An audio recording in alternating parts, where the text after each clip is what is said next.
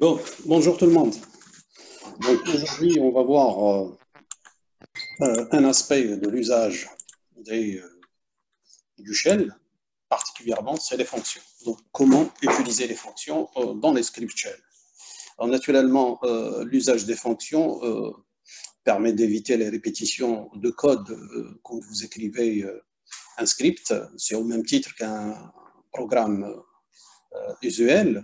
Et ça permet aussi d'avoir ce qu'on appelle la réutilisabilité des codes, c'est-à-dire que vous avez un code qui change à un paramètre ou deux paramètres près, donc automatiquement il suffit d'écrire une fonction et on peut l'utiliser à chaque fois en changeant les paramètres, et ce qui évite aussi les erreurs et ce qui permet facilement de corriger le programme, c'est-à-dire là où ça ne marche pas, vous pouvez la localiser facilement pour avoir une productivité par la suite plus intéressante. Alors, le principe de l'usage des fonctions, bien entendu, il se fait sur deux actions majeures. Il y a au préalable la définition de la fonction et ensuite l'appel de la fonction ou bien son utilisation. Ça, c'est le même principe qu'on retrouve dans le langage C, c'est-à-dire que toute fonction utilisée doit être préalablement déclarée. C'est-à-dire qu'on passe par la première étape qui est la définition, la déclaration de fonction, et ensuite il y a l'utilisation de la fonction. Et donc ça, c'est dans le shell, si vous essayez d'appeler une fonction avant de la décrire, automatiquement, il va vous donner une erreur du style command not found ou erreur, etc., pour dire que cette commande n'existe pas, donc il ne la connaît pas, même si vous la définissez par la suite, parce que l'interpréteur, il interprète ligne par ligne et étape par étape. Alors, bien entendu, il y a des règles qu'il faut respecter, c'est au même titre aussi que les langages de programmation. Vous ne pouvez pas donner le nom d'une fonction alors qu'il y a une commande ou il y a encore une fonction qui a été préalablement définie. Donc, automatiquement, il faut donner des noms symboliques propres à votre fonction et éviter l'usage des noms de commandes qui existent. Par exemple, une fonction, vous ne pouvez pas l'appeler ls parce que votre ls, c'est connu, c'est comme une commande du shell, au même titre que cp, mkdir, etc., etc. Donc, toutes les commandes qu'on a déjà vues dans le cours au préalable. Alors, une fois que vous donnez le nom à cette fonction, alors bien entendu, d'un point de vue mathématique, toute fonction a des arguments et un seul résultat. Ça, c'est la définition mathématique. Ce qui a été retenu dans le shell, c'est la définition d'une fonction, c'est son nom, ensuite suivi de parenthèse ouvrante, parenthèse fermante. Donc ça veut dire quoi? Ça veut dire que apparemment, c'est une fonction qui est sans argument, c'est-à-dire elle n'a pas de paramètres, je dirais, formels. Or, on verra par la suite comment ce problème a été contourné pour utiliser une fonction. On avait dit dès le départ que pour l'usage des fonctions, c'est parce qu'il y a des paramètres qui changent. À chaque fois on change de paramètre, automatiquement le calcul de fonction va changer. Donc, on verra comment ce problème a été résolu par la suite. Et donc, pour la définition de la fonction, ce qu'il faut savoir, c'est quand vous voyez le nom de la fonction suivi de parenthèse ouvrante, parenthèse fermante, ça, tout simplement, voudra dire, ça, c'est la définition de la fonction. Alors, ensuite, le corps de la fonction, donc c'est un peu la même chose, ce qui a été fait dans le langage C, c'est-à-dire que quand vous définissez une fonction, automatiquement, le corps de la fonction, il est situé entre l'accolade ouvrante et l'accolade fermante. Donc ça permet d'ouvrir l'accolade et de fermer l'accolade. Automatiquement, ça permettra d'avoir la définition de la fonction.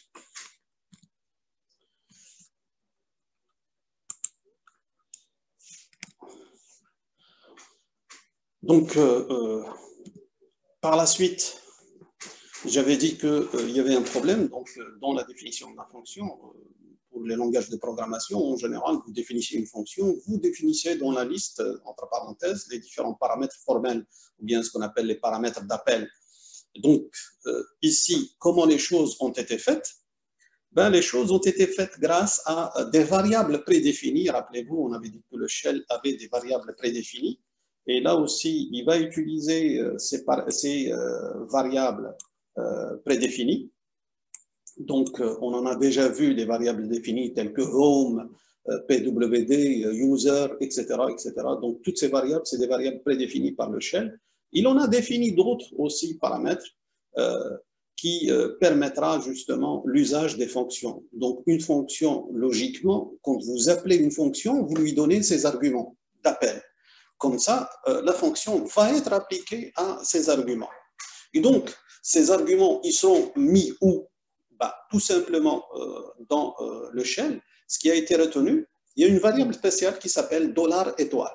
Donc là, on retrouve encore l'étoile qui revient. Donc, $étoile, c'est quoi? C'est une variable shell qui va, elle, contenir tous les arguments qui sont transmis à la fonction. Par exemple, si vous avez une fonction f et vous appelez f de 1, 2, 3, ça veut dire vous appelez f avec les arguments 1, 2, 3, donc automatiquement 1, 2, 3, ils seront mis dans la variable du shell qui est $étoile. Et donc, de la sorte, on arrive à récupérer les arguments d'appel pour pouvoir les utiliser par la suite dans le corps de cette fonction. Alors, bien entendu, dans une fonction usuelle, vous avez le nom de la fonction, entre parenthèses, suivi de toutes les variables qu'elle utilise. En général, le nombre de variables, il est fixe. Par contre, ici, il n'y a pas les variables puisqu'on a défini la fonction avec son nom suivi de parenthèses ouvrantes par le transfèrement. Ça veut dire quoi? Ça veut dire que je peux appeler f 1, 2, 3, comme je peux appeler f de 1, par exemple. Je peux appeler aussi f de 1, 2, 3, 4. Donc, je peux l'appeler avec 3 arguments, 2 arguments, 1 argument, etc. Alors, comment savoir quel est le nombre d'arguments qui a été envoyé à la fonction? C'est grâce à une variable qui s'appelle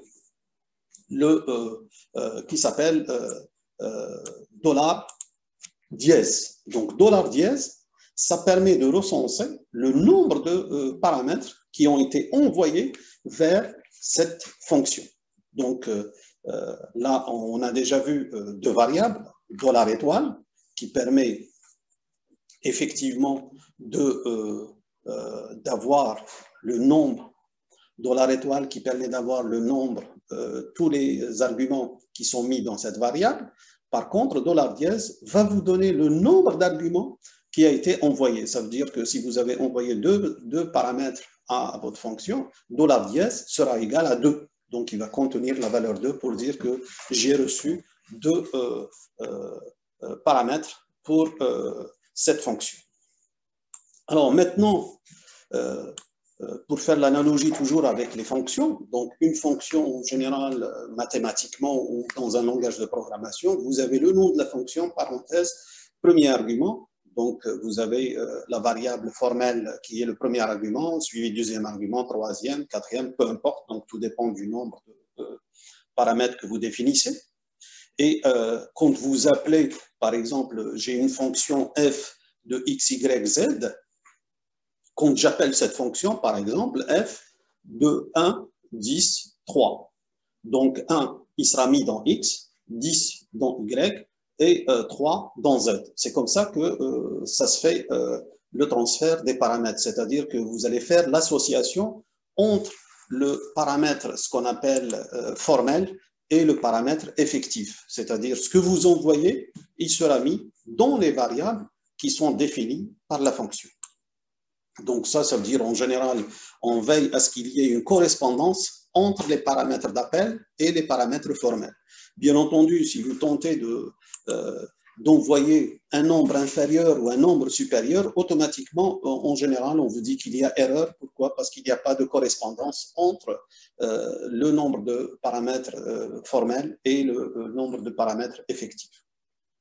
Et donc, dans notre cas ici, les choses sont plus souples, ça veut dire que tu peux appeler la fonction avec autant de variables, autant de paramètres que tu veux. Ça, on sait toujours quel est le nombre de paramètres que tu as envoyés, donc grâce à $dièse. Mais par la suite, il y a une correspondance qui se fait, ça veut dire que implicitement le shell utilise des paramètres formels qui lui sont propres. Donc, les paramètres formels qui lui sont propres, c'est quoi? C'est des variables particulières qu'on appelle $0, $1 jusqu'à $9. Donc, en général, le $0, c'est quoi? Ça permet de contenir le nom de la commande ou la fonction qui a été appelée. Et ensuite, $1 jusqu'à $9, ça permet de contenir les paramètres qui ont été envoyés. Ça veut dire que si vous avez envoyé deux valeurs, donc $1 va contenir la première valeur, $2 va contenir la deuxième valeur. Si par contre, vous avez envoyé 5 valeurs, ben, automatiquement, $1, ça va être la première valeur, $2 la deuxième, et ainsi de suite. Donc, vous avez la correspondance qui se fait entre les paramètres d'appel et les paramètres effectifs qui sont ici, les $0 jusqu'à $9.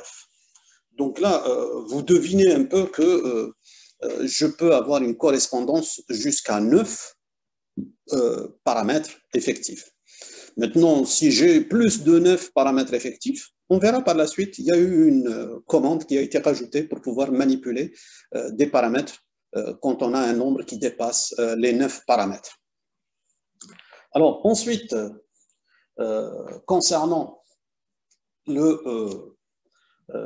je dirais, la fonction, donc on avait dit que mathématiquement, chaque fonction, elle a des paramètres, et ensuite, quand elle calcule, elle permet de rendre un résultat. Donc, point de vue programmation, point de vue shell, ça veut dire quoi? Ça veut dire quand vous appelez une fonction, vous avez toujours ce qu'on appelle un code de retour. Le code de retour, c'est quoi? C'est le résultat de l'évaluation de votre fonction. Alors, ce résultat, on peut toujours le récupérer et grâce à une variable qui s'appelle $point d'interrogation. Donc, $point d'interrogation, c'est quoi? C'est le code de retour de l'exécution d'une fonction. Alors, vous savez qu'en général, vous avez la fonction, quand vous l'utilisez en programmation d'une manière générale, elle rend un résultat. Par exemple, si vous appelez une fonction qui s'appelle, par exemple, factoriel, vous lui donnez n, elle va vous donner factoriel n. Alors, ce résultat, il sera remis où? En général, il est mis dans le nom de la fonction. Ici, dans le shell, ce résultat, il sera automatiquement par la suite rendu dans $point d'interrogation. Donc, ce qui permet d'avoir le code de retour de cette dernière commande.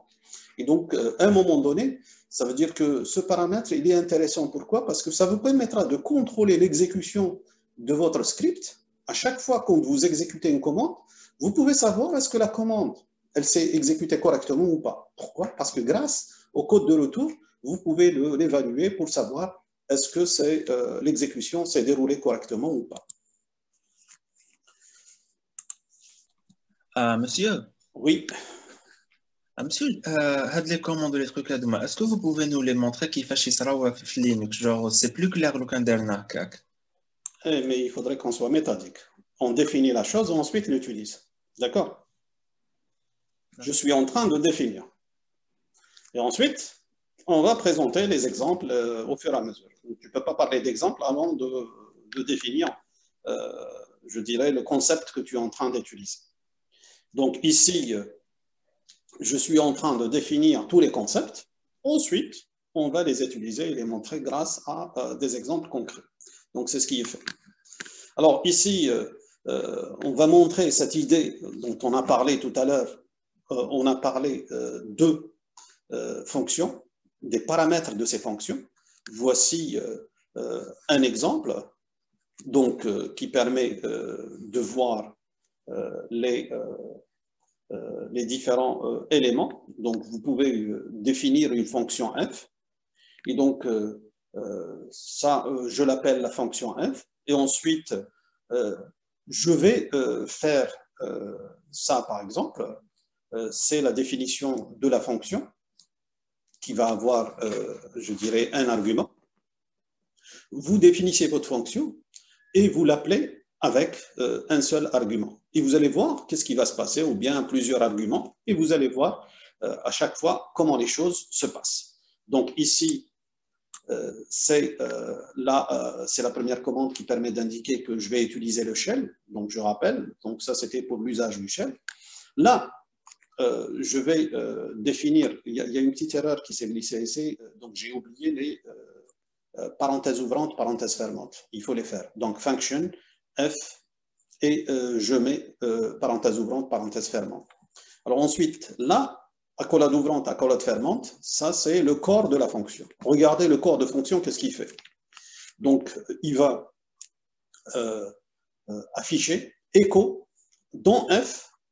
Donc là, je vais mettre anti-slash $0. Ça, c'est fait pourquoi? Rappelez-vous, la barre inversée, elle sert à quoi? Elle sert à inhiber le caractère spécial, c'est-à-dire qu'il ne va pas interpréter le caractère spécial, et donc il va l'imprimer tel qu'il est. Donc, ce qui permettra d'imprimer, je dirais, le $0 et ensuite 2 points, $0, donc il va imprimer le contenu de la variable $0. Alors, cette fonction, qu'est-ce qu'elle fait? Elle permet d'imprimer la valeur de $0, donc $0, 2 points, et son contenu. Ensuite, elle imprime $dièse suivi du nombre de paramètres qu'elle a reçus.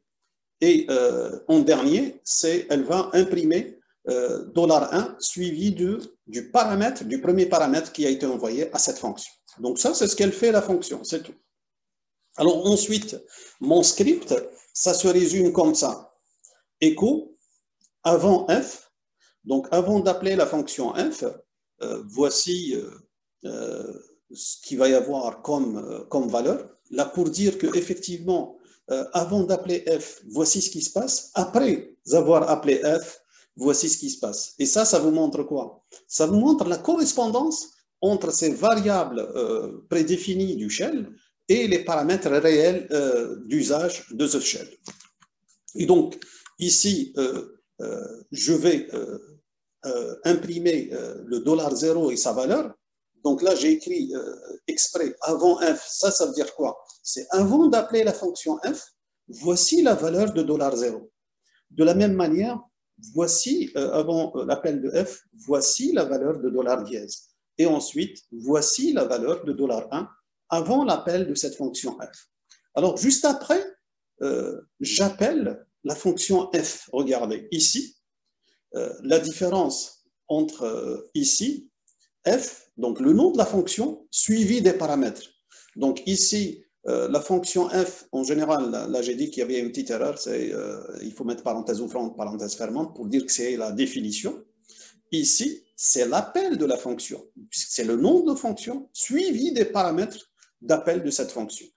Et vous voyez après, on a fait exprès, echo après f, c'est-à-dire après avoir appelé f, voici ce qui va se passer, c'est-à-dire voici le $1, qu'est-ce qu'il va contenir. Donc ça, automatiquement, quand vous exécutez ce script, ça vous permettra de vous montrer cette liaison dynamique qui est faite par le shell lors de l'exécution des commandes. Donc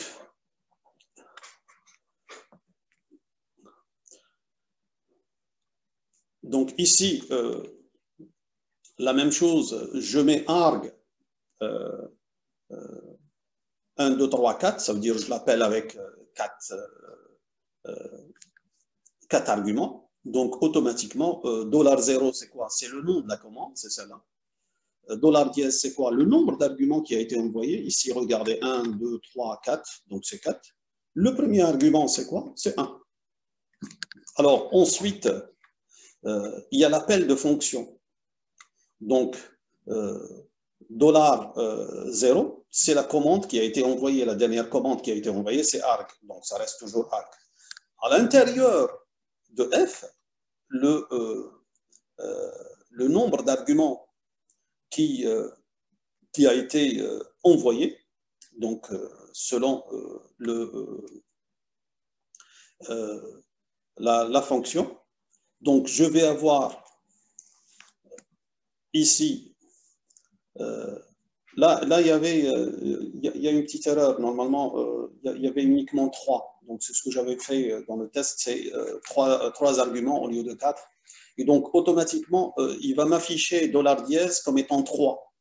Ensuite, $1, c'est quoi? Donc, ce qu'il y avait ici, il y avait F, Ali, Reda, Omar. Donc, Pierre n'existe pas. Donc, carrément, c'est F, Ali, Reda, Omar. Et donc, automatiquement, l'argument 1, c'est quoi? C'est Ali.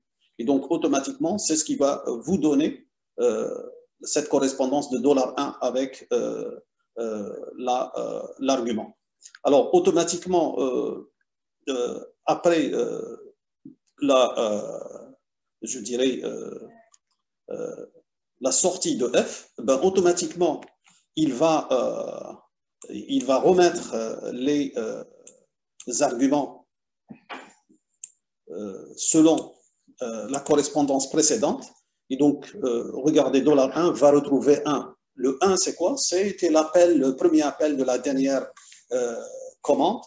Donc, automatiquement, ça permettra de refaire cette correspondance préalable et donc de revenir à la correspondance. Donc, à chaque fois quand il est à l'intérieur d'une fonction, il fait cette correspondance.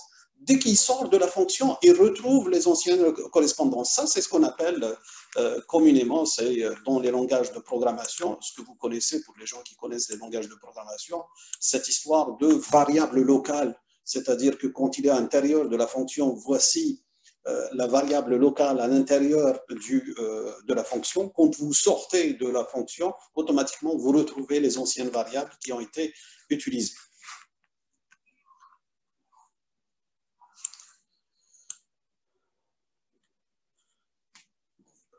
Alors, dans le shell, il y a effectivement le shell de base, parce que j'avais dit l'autre fois, vous avez plusieurs shells.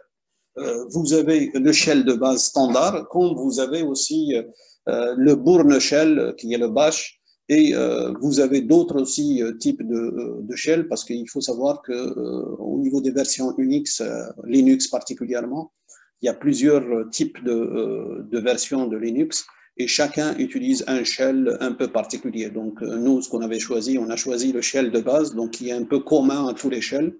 Et à un moment donné, chacun rajoute des commandes ou des fonctionnalités qui sont propres à chaque shell.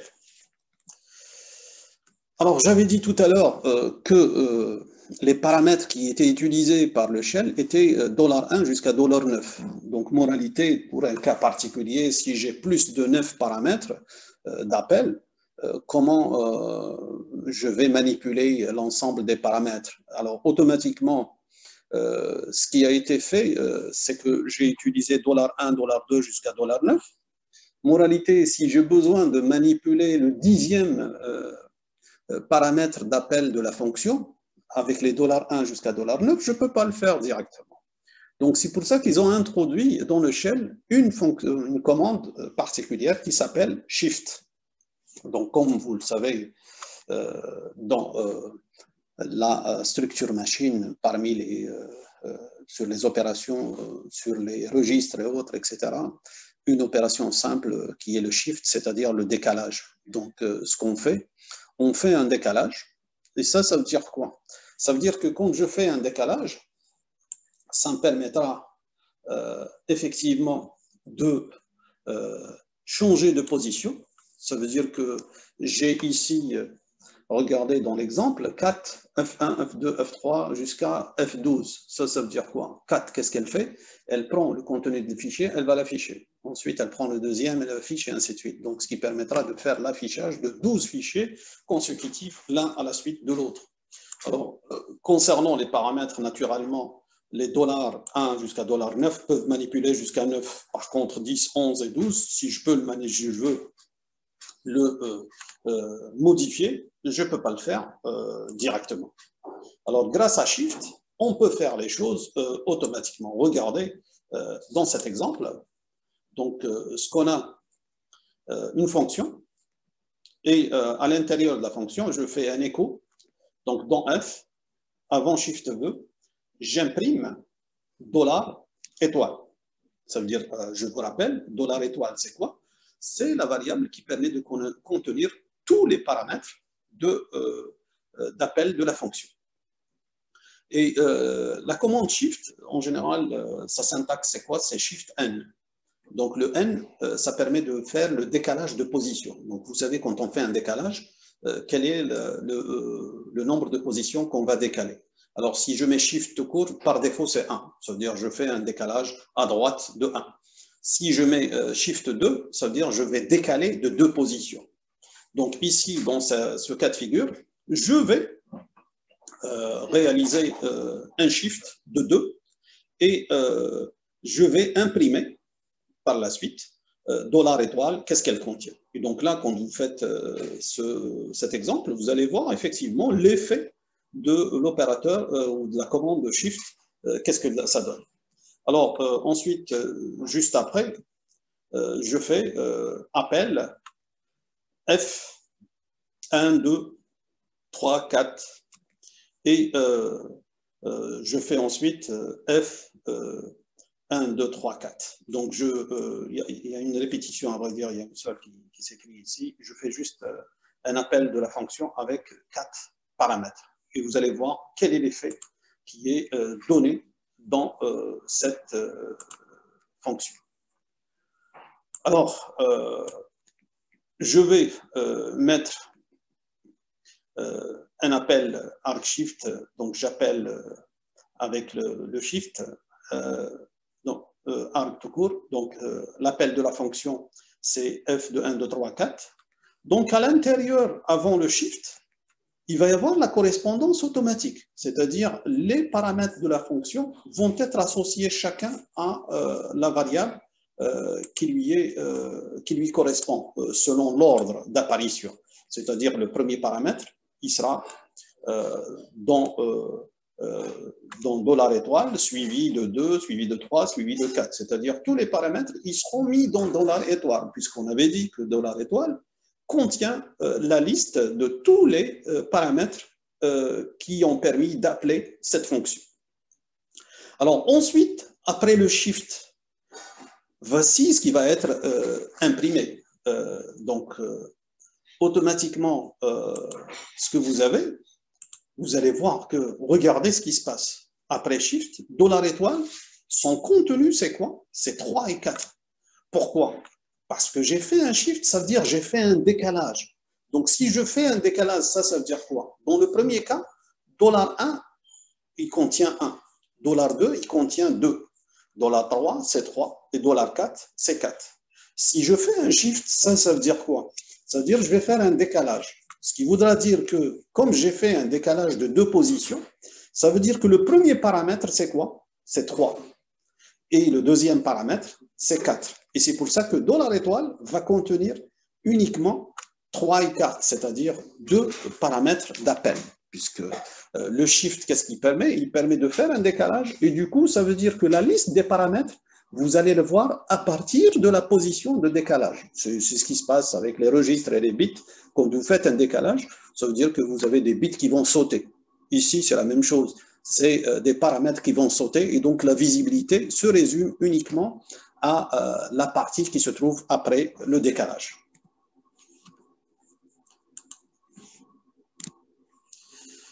Alors, voici un autre exemple, je dirais, plus parlant. C'est avec une commande supplémentaire qui permet effectivement de traiter ces paramètres. Alors, à un moment donné, je veux garder, je dirais, les paramètres avec leur affectation. Et donc là, c'est ce qu'on appelle forcer les valeurs des paramètres. Alors, voici mon script. J'ai mis 4 proc. Donc, proc, c'est un fichier qui contient les commandes suivantes. Donc, regardez ce qui est fait. Je mets set date. Parce que ici, vous allez voir que proc, quand je vais l'appeler son paramètre. Ça veut dire qu'il n'y a pas de paramètre.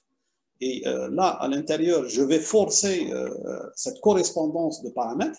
Donc, qu'est-ce que je mets? Je mets set. Regardez ici, ça, c'est l'apostrophe inverse. Ça veut dire quoi? Ça veut dire que je vais exécuter cette commande et le résultat de cette commande, avec le set, ça permettra de faire la correspondance entre les variables du shell. Et donc, automatiquement, le résultat de la commande date. Le premier, puisque date, elle permet de donner plusieurs résultats. Donc, automatiquement, je vais avoir ces résultats, je vais les mettre dans les variables. En général, cette commande, elle permet de donner six résultats. Et donc, il va y avoir l'affectation de chaque résultat vers une variable qui lui est associée selon l'ordre d'apparition. Et donc, regardez ce qu'on est en train de faire. On met le set date. Ensuite, regardez ce qu'on fait. Il suffit de mettre echo $1, $3, $2. C'est-à-dire, je les ai imprimés dans un ordre que je désire. Donc, là, je veux imprimer, je dirais, selon la date, c'est-à-dire qui correspond beaucoup plus au français que l'anglais. Donc, le jour, la date et le mois. Et c'est pour ça que j'ai imprimé $1, $3 et $2. Et ensuite, je vais donner quel est le nombre, je dirais, de paramètres ou de résultats qui a été envoyé par date et qui a été associé aux variables prédéfinies, donc grâce à $dièse. Donc, $dièse, il me dit qu'il y a 6. Et bien entendu, quels sont ces résultats de la fonction date ou la commande date? Donc, en général, quand vous mettez date sur votre ordinateur, vous allez voir qu'il va y avoir le jour de la semaine, le mois, le jour du mois, c'est-à-dire la date, ensuite l'heure et le temps en général qui est la référence de temps et l'année en cours. Donc, ça, c'est la forme de résultat de l'exécution de date. Donc, la commande utilisée, elle est proc. Donc, ici, regardez, c'est $0, c'est quoi? C'est par rapport à la dernière commande que j'ai appelée, c'est proc. Par contre, date, ça a été fait juste pour faire l'association et c'est pour ça que vous avez la commande utilisée et proc. Donc ça nous donne comment un moyen qui fait la liaison. En général, au niveau de l'appel, il n'y a pas de paramètres, mais à l'intérieur, vous pouvez exécuter une commande et vous récupérez ces commandes pour pouvoir les utiliser par la suite. Un moyen de faire, c'est l'usage de set, donc ce qui permettra de récupérer les résultats d'une commande, ensuite les affecter variables, et à partir de là, vous pouvez manipuler ces variables pour faire un autre calcul selon le résultat que vous avez obtenu. Donc ça, c'est techniquement les choses, comment qu'elles peuvent être perçues, comment qu'elles peuvent être manipulées par la suite, techniquement, grâce à l'usage de cette commande qui permet de faire l'association entre les résultats d'une commande et les variables prédéfinies du shell. Alors, vous avez ici une suite, je dirais, ça c'est un shell que j'ai écrit d'une manière interactive. Vous pouvez le mettre dans un fichier et l'exécuter, ça donnera la même chose. Donc ici, regardez, j'ai mis set date, ensuite j'ai mis A égale 1, ensuite for I, do. Donc ça c'est I va prendre des valeurs quelconques infinies, do. Alors, qui va prendre les valeurs liées au nombre de paramètres. Alors, je mets paramètre $A égale à $I. Et ensuite, vous avez A qui est égal à A plus 1. Donc ça, c'est expr, EXPR $A plus 1. Ça veut dire vous demandez au shell d'évaluer cette expression. Et donc là, il va prendre $A, c'est-à-dire le contenu de A, il va lui rajouter 1. Et le contenu de cette valeur, elle sera mise dans A. Donc, et à partir de là, la prochaine étape, il va effectivement faire les choses. Donc, je vais, grâce à cette date, ça veut dire qu'il va automatiquement utiliser les paramètres. Et donc, et à chaque fois, il va imprimer chaque paramètre qui a été utilisé. Alors, ici, la commande expert permet d'effectuer les calculs simples basés sur les opérateurs. Donc, ça, c'est pour... là, je reviens un peu à notre exemple que j'avais donné au départ pour expliquer l'usage de la fonction et la nécessité d'utiliser les fonctions. On avait dit qu'on voulait éliminer les fichiers .aux et .log. Et donc, l'idée, c'est de définir une fonction qui permet d'effacer. Alors, automatiquement, ce que je dois faire, je dois écrire le nom du fichier et je demande bien entendu la confirmation. S'il me dit oui, automatiquement, je vais effacer le fichier. Donc, c'est ce qu'elle fait, cette fonction. Alors, pour écrire tout le code que j'avais donné l'autre fois, donc on peut l'écrire d'une manière un peu plus concise. Je prends tous les fichiers AUX. Donc l'idée c'est quoi? C'est de faire une boucle for fichier in étoile AUX, d'où je vais appeler effacer fichier avec le paramètre $fichier. Pourquoi? Parce que for fichier in AUX, ça veut dire quoi? Ça veut dire qu'il va chercher dans le répertoire courant tous les fichiers qui se terminent par AUX. Ça veut dire qu'il va prendre le premier fichier, il va l'affecter à la variable fichier. Ensuite, j'appelle la fonction avec ce paramètre. Et donc là, il va le faire jusqu'à épuiser tous les fichiers. Et d'une manière similaire, je vais écrire une autre boucle avec for fichier in $étoile.log et il va effacer tous les fichiers. Donc, ce qui me permettra effectivement d'avoir tout le reste. Et je peux encore définir d'autres fonctions pour montrer que c'est le même principe qui existe dans les fonctions usuelles, c'est-à-dire que tu peux avoir une cascade de fonctions, c'est-à-dire une première fonction qui appelle une deuxième fonction, une troisième fonction, etc. Donc, ça veut dire que le principe, il est utilisable et ce qui permet d'avoir cet appel de fonction.